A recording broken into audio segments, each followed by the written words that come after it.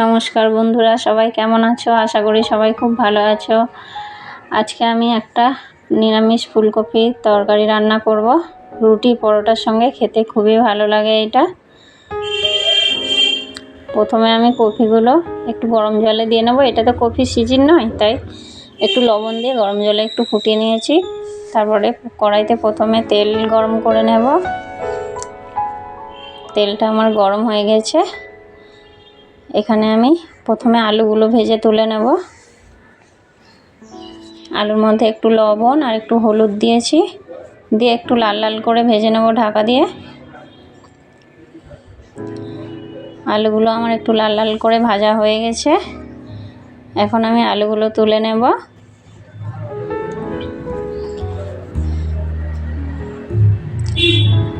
এই তেলের মধ্যে আমি ফুলকপিগুলো ভেজে নেব। ফুলকপিগুলো আমি একটু লাল লাল করব না, একটু হালকাভাবেই ভাজবো। এর মধ্যে একটু হলুদ গুঁড়ো দিয়ে দেব। কপিগুলো ভাজা হয়ে গেছে আমার, কপিগুলো তুলে নেব। কারা ফুলকপি খেতে ভালোবাসো তারা কমেন্টে অবশ্যই জানাবে।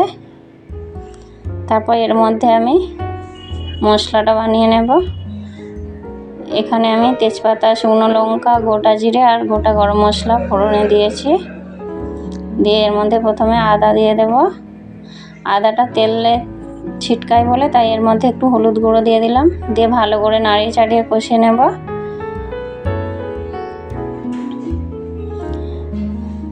এটা আমার ভালো করে কষানো হয়ে গেছে। এর মধ্যে আমি দিয়ে দেবো জিরের গুঁড়ো, অল্প লঙ্কার গুঁড়ো দিচ্ছি, তোমরা তোমাদের ঝালটা বুঝে দিও। দিয়ে ভালো করে নাড়িয়ে চাড়িয়ে কষিয়ে নেব। এখন এখানে দিয়ে দেবো অল্প লবণ দেব। লবণটা আমি কপি ভাজাতে দিয়েছি, আলু ভাজাতে দিয়েছি, তাই এখন কম করে দিলাম। দিয়ে এবার আলু কপি ভাজাটা দিয়ে ভালো করে কষিয়ে নেব। আলু কপি ভাজাটা কষানো হয়ে গেছে। এর মধ্যে আমি টমেটো কুচি দেব। টমেটোটা দিয়ে আরও একটু ভালো করে কষাবো। টমেটোটাও একটু ভাজা ভাজা হয়ে যাবে।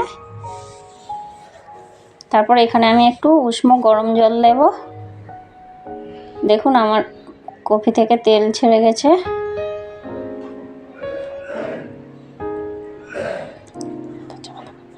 এবারে আমি জল দিয়ে দেব। দিয়ে একটু ভালো করে নাড়িয়ে চাড়িয়ে নেব। আর স্বাদটা ব্যালেন্স করার জন্য একটু চিনি দিয়ে দিলাম। এখন আমি একটু ঢাকা দিয়ে এটা ফুটিয়ে নেব। কপিটা আমার ফুটে গেছে। আর একটু ভালো করে নাড়িয়ে চাড়িয়ে নেব। আমার আলুটাও সেদ্ধ হয়ে গেছে ভালোভাবে। এখানে আমি অল্প গরম মশলা গুঁড়ো দিয়ে দেব।